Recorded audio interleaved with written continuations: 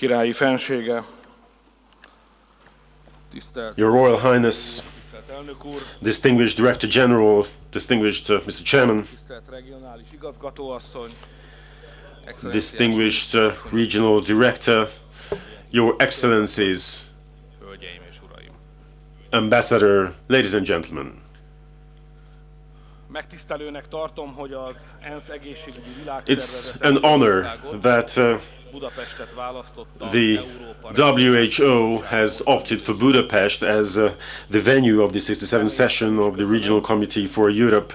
I would personally like to extend my thanks for being here with you, and thank you very much for this good start of the week for me as well, with music and not with fights, which is a rare gift in my profession. Nagy öröm számunkra, hogy vendégül láthatjuk a rendezvény több mint We are really delighted to have the opportunity to host over 600 participants of the event, including 53 countries belonging to the region, healthcare professionals and decision makers, responsible decision makers thereof.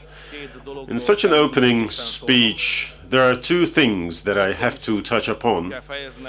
First and foremost, I need to express the respect of Hungary vis-à-vis your organization, and following that, I'll have to quote a couple of examples from our lives, which is in connection with the topic of the meeting.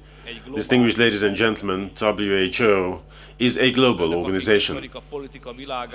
You, who are aware of the world of politics, you could see day by day that the focal point of the debates going on in the world is the debate between national states and globalism.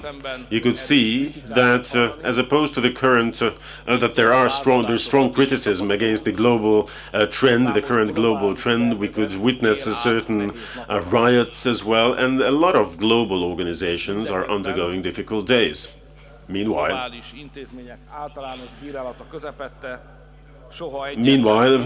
amid the general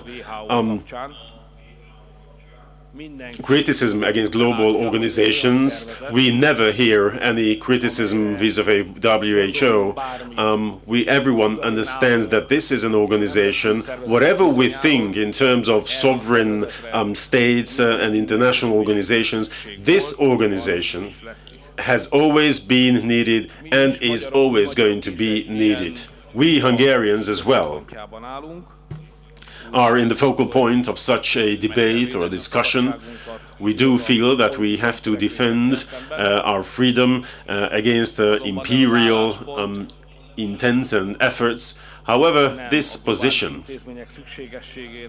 is not questioning the importance and the necessity of global organizations. No, rather, it tries to harmonize the supranational levels with the sovereignty of national states.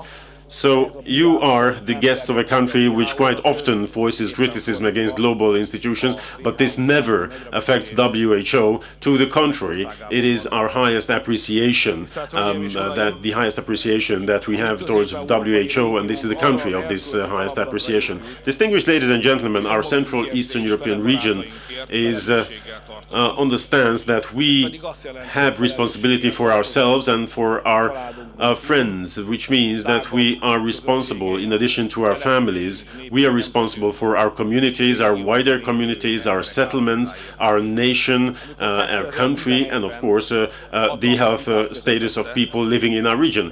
When in 2011, amid a heated debate, a new fundamental law, constitution, was created, then we stated, and this is set forth in the Constitution, that everyone has the right for physical and mental health. This responsibility for others, this type of behavior and stance and value, this is represented by WHO, and this is why you are so much respected in this country. Hungary is a committed member of your organization. It is important to us so that we, living and having been born in the luckier part of the world and have the opportunity to live in a part of the world that is luckier. So we should make efforts that people, wherever they are born and wherever they live, could live a more healthier life. Distinguished ladies and gentlemen, if I'm not mistaken, one of the objectives of this meeting is to talk about the public health challenges in light of global problems. It is quite easy to go on thin ice in this field because there are certain phenomena which look differently viewed from a global aspect or from a regional aspect. Such an issue is demography, because globally what we can say is that the demography is growing, the population of the world is increasing, posing challenges. At the same time, our region, in several countries of the region, including Hungary, the population, the headcount is decreasing, which is a burning problem. And there is a certain point where these two challenges just overlap, creating a third challenge, which is mass migration. Distinguished ladies and gentlemen, demography and the decrease of population is such a problem that requires immediate responses. As you know, there are several different plans to address this issue. There are plans to use migration to solve the demographic problems. A number of international organizations represent that view, and there are certain countries, national states, which, to the contrary, instead of immigration, would like to strengthen family policies to meet this challenge. We, who are in the front line looking at this issue, our position, our stance is that you need to cure the problem wherever it stems from. It's not another problem that you have to take on board, because that would just add upon, but rather you should take assistance to where the problem is, instead of bringing the problem here. We here in Europe do have everything that it takes to provide assistance. We have knowledge for modern medicine. We have excellent and committed physicians, we have excellent universities, and we also have economic strength and potential, thanks to the potential of the European economy. So we have everything at hand to launch targeted healthcare programs in regions and sub-regions where these are very much needed. And we have all the potential and capacity to put together a long-term strategy which could help regions that are suffering from war and suffering from hopelessness. Distinguished ladies and gentlemen, my second obligation is to give you a couple of examples, a couple of measures or series of measures implemented in my homeland, in my country, in terms of demography. You don't have the opportunity to understand this beautiful, excellent language that I'm speaking right now, to enjoy it directly, but I'd like to tell you that Hungarian is an ancient language, and as ancient languages is very precise and exact in important things.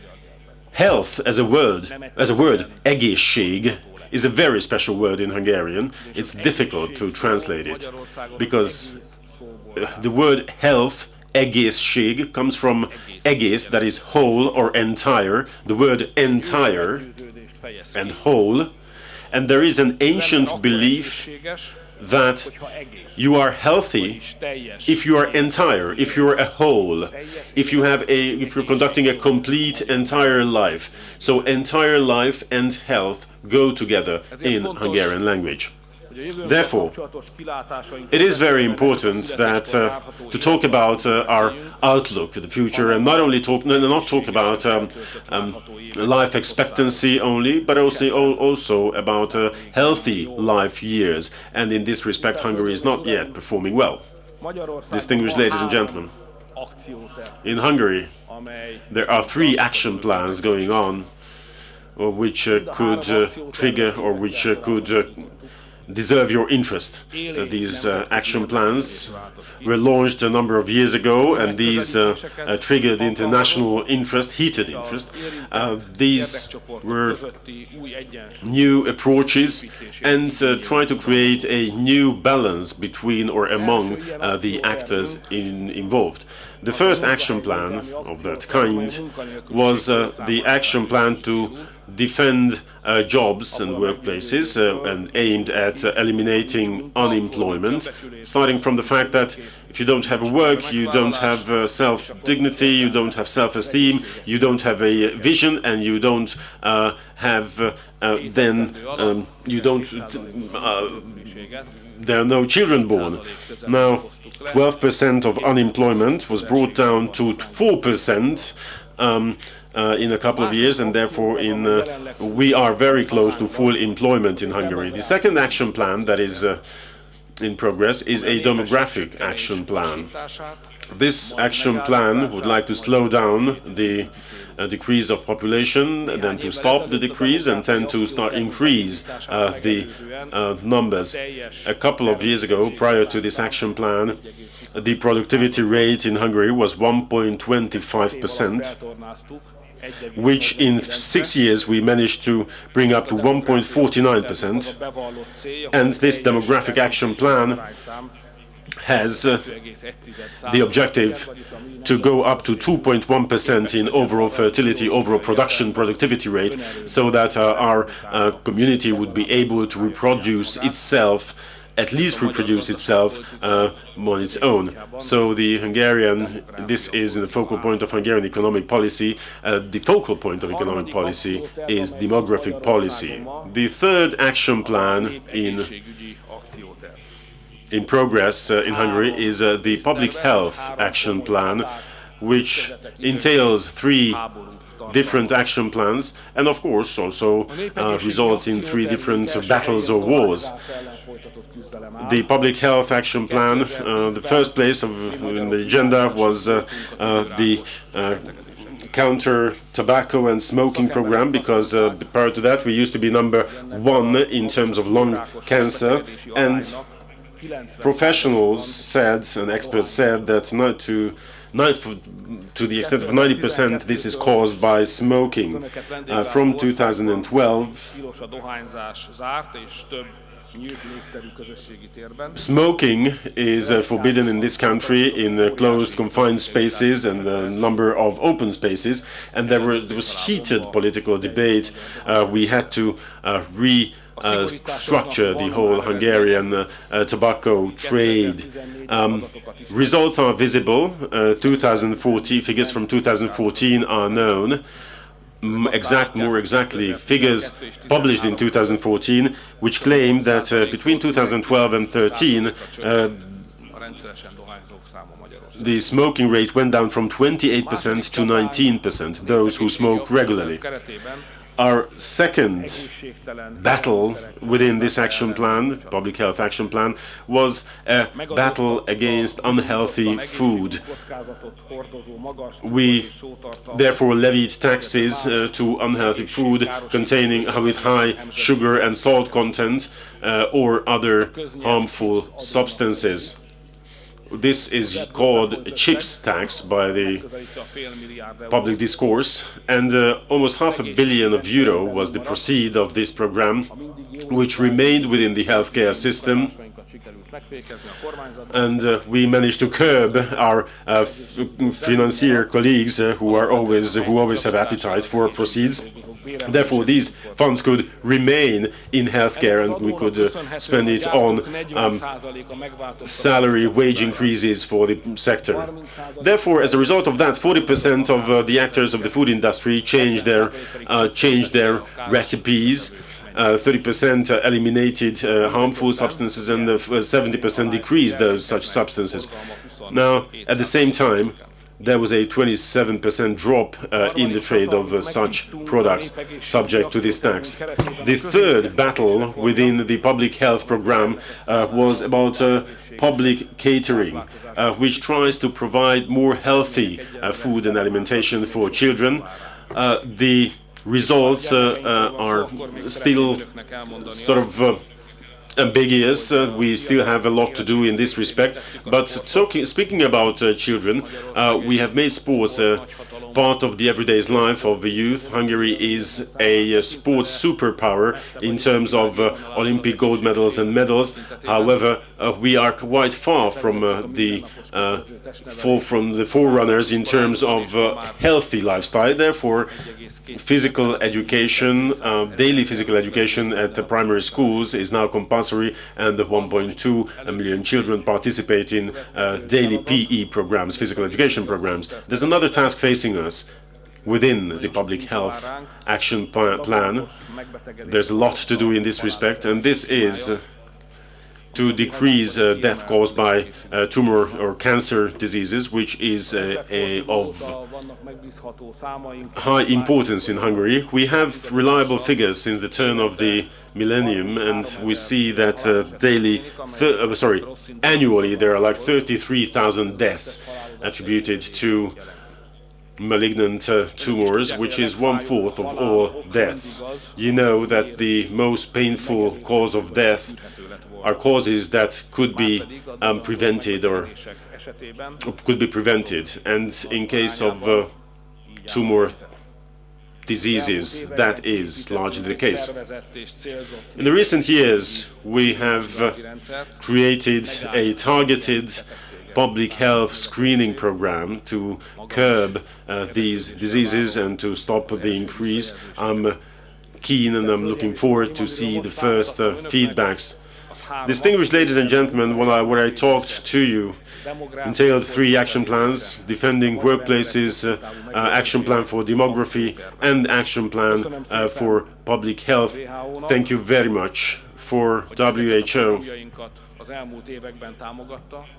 for the support vis-à-vis these programs in the recent years. Thank you very much for your professional advice and expertise. Thank you very much for listening to us. Thank you very much for consulting us. And thank you very much for the recognition in areas where we had achievements. We do remember and will not forget that. I'm convinced that WHO is a very important organization. There is no more capable organization that could harmonize the international work for public health and health prevention. As I said, we have all means at hand to provide help and assistance for others, but that takes an organization that would harmonize the efforts of the different countries and nations. I'd like to assure you that Hungary stands with the WHO. You can rely on us, and we would like to rely on you as well in the future. In conclusion, ladies and gentlemen, I'd like to wish you a very fruitful conference and a very nice staying here in Hungary. Thank you very much for your kind attention.